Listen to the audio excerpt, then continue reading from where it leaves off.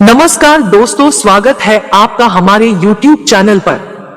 फिर से उपस्थित है एक नई कहानी के साथ। एक बार की बात है, बीरबल को दरबार आने में देरी हो गई। राजा अकबर बेसब्री से बीरबल का इंतजार कर रहे थे। जैसे ही बीरबल दरबार में पहुंचे, अकबर ने उनसे देरी का कारण पूछा। बीरबल कहने लगे कि आज जब वह घर से निकल रहे थे तो उनके छोटे छोटे बच्चों ने उन्हें रोक दिया और कहीं न जाने की जिद करने लगे।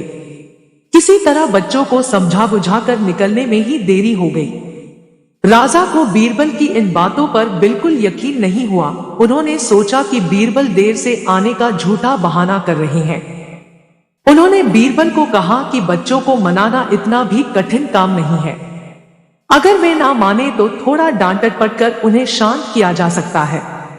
वहीं बीरबल इस बात से परिचित थे कि बच्चों के मासूम सवालों और जिद को पूरा कर पाना बेहद मुश्किल होता है।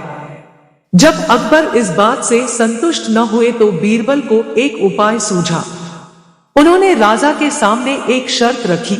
उन्होंने कहा कि वह इस बात को सिद्ध कर सकते हैं कि छोटे बच्चों को समझाना बहुत मुश्किल होता है, लेकिन इसके लिए उन्हें एक छोटे बच्चे के जैसे व्यवहार करना होगा व राजा को उन्हें समझाना होगा।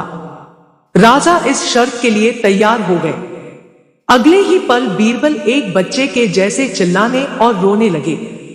राजा ने उन्हें मनाने के लिए उन्हें अपनी गोद में उठा लिया। बीरबल गोद में बैठकर राजा की लंबी मूंछों से खेलने लगे। कभी वे बच्चों की तरह मुंह बिगाड़ते तो कभी मूंछों को खींचने लगते। अभी तक राजा को कोई आपत्ति नहीं हो रही थी। जब बीरबल मूंछों से खेलकर थक गए तो गन्ना खाने की जिद करने लगे। राजा ने बच्चा बने बीरबल के लिए गन्ना लाने का आदेश दिया। जब गन्ना लाया गया तो बीरबल ने नई जिद पकड़ ली कि उन्हें छिला हुआ गन्ना चाहिए। एक सेवक द्वारा गन्ने को छिला गया। अब बीरबल जोर जोर से चीखने लगे कि उन्हें गन्ना छोटे छोटे टुकड़ों में कटा हुआ ही चाहिए। उनकी जिद को पूरा करने के लिए गन्ने को छोटे छोटे टुकड़ों में काटा गया। जब राजा ने इन टुकड़ों को बीरबल को खाने के लिए दिया तो बीरबल ने उन टुकड़ों को जमीन पर फेंक दिया।